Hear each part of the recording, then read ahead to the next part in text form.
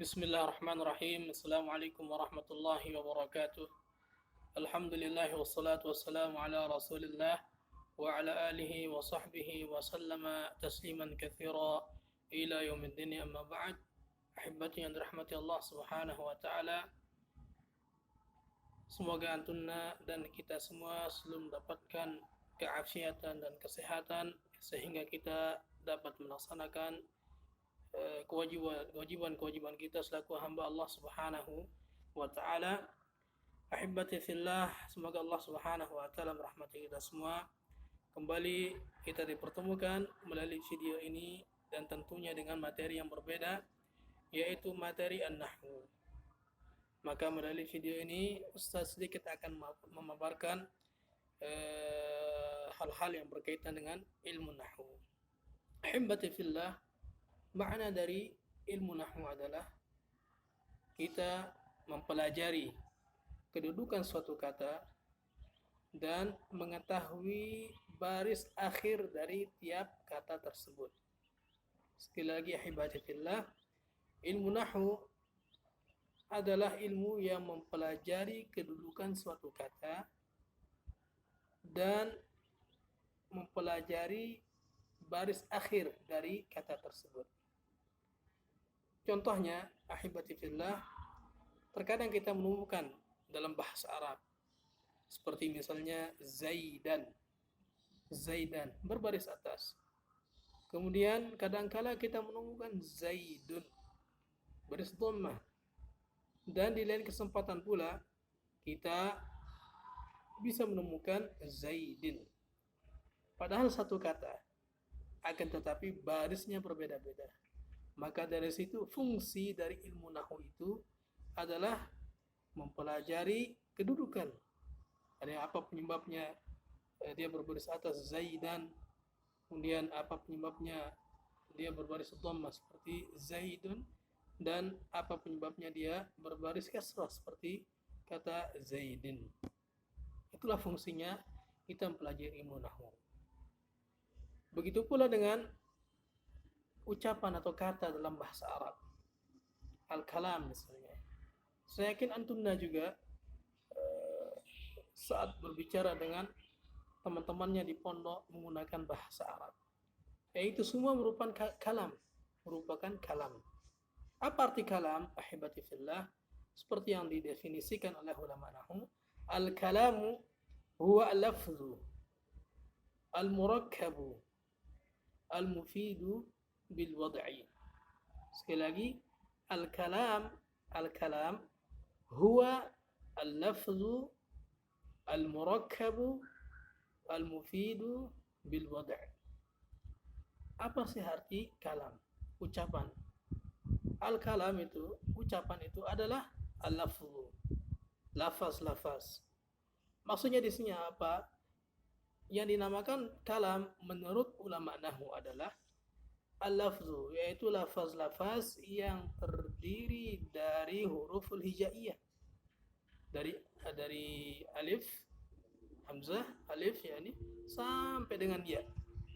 Maka apabila kata tersebut terdiri dari huruf-huruf hijaiyah, maka itu merupakan kalam menurut ilmu ulama nahwu.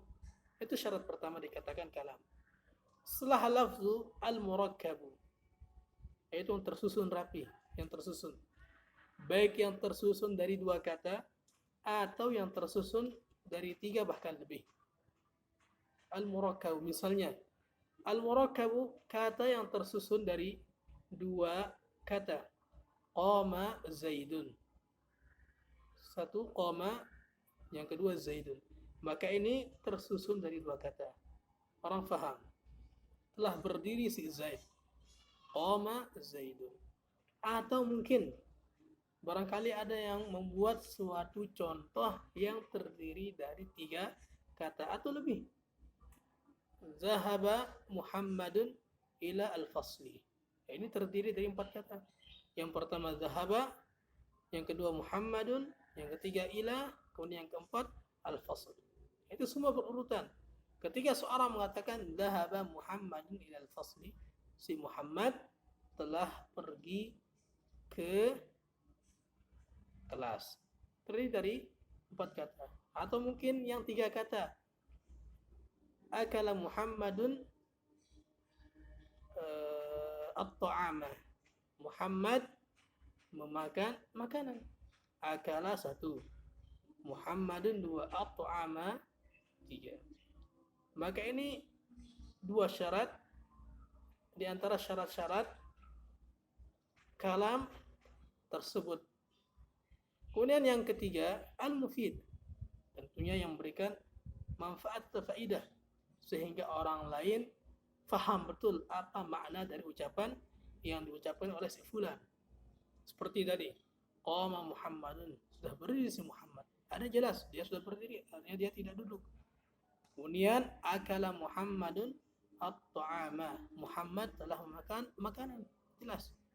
Atau dengan terdiri dari 4 kata. Dhahaba Muhammadun ilal fasli. Muhammad telah pergi ke kelas. Jadi semua orang faham, tidak membutuhkan pertanyaan lagi. Kalau seandainya kita mengatakan Dhahaba Muhammadun ila, si Muhammad pergi ke, maka ini akan menimbulkan pertanyaan. Otomatis dia tidak memberikan faidah. Bukan termasuk kalam juga. Walaupun terdiri dari huruf hijaiyah, walaupun terdiri tersusun dari 3 kata, akan tapi belum memberikan faidah, belum memberikan pemahaman pada orang yang mendengar, maka bukan dikatakan kalam. Kapan dikatakan kalam? Al-kalam huwa al-lafzu al-murakkabu al-mufid. Memberikan faidah. Dhahaba Muhammadun ila al-fasli. Dhahaba Muhammadun ila al-bahri.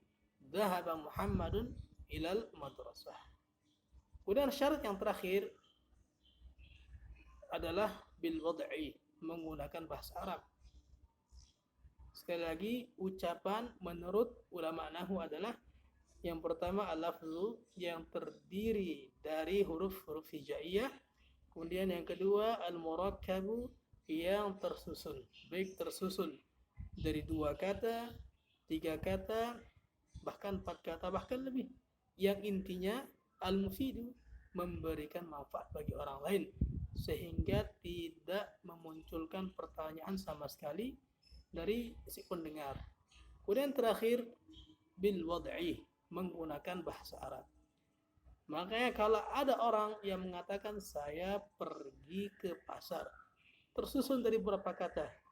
Saya pergi ke pasar, 4 kata. Akan tetapi bukan dikatakan al-kalam karena tidak memenuhi syarat yang pertama, yaitu terdiri dari huruf-huruf hijaiyah dan tidak dalam bahasa Arab, maka tidak dikatakan kalam. Begitu pula suara gendang atau ketukan, ini suara, akan tapi dia tidak sedang kriteria, tidak terdiri huruf-huruf hijaiyah, tidak tersusun dan tidak memberikan manfaat, maka bukan dikatakan kalam. Sekali lagi, ahibati fillah, al-kalamu huwa al-lafzu al-murakkabu al-mufidu bil wad'i. Kalam atau ucapan menurut ulama ilmu nahwu adalah al-lafzu, yaitu satu kata yang terdiri dari huruf-huruf hijaiyah, al-murakkabu yang memberikan yang tersusun, al-murakkab yang tersusun, al-mufidu dan memberikan manfaat bil wad'i dengan menggunakan bahasa Arab. Demikian ahibati fillah sebagai muqaddimah dari materi ilmu nahwu. Semoga apa yang kita laksanakan atau kerjakan Allah Subhanahu wa taala menerimanya dan sekaligus sebagai pemberat amalan kebaikan kita kelak di akhirat. Wassallallahu ala nabiyyina Muhammad wa ala alihi wa sahbihi wasallam tasliman katsira wa akhiru da'wana alhamdulillah rabbil alamin. Wassalamu alaikum warahmatullahi wabarakatuh.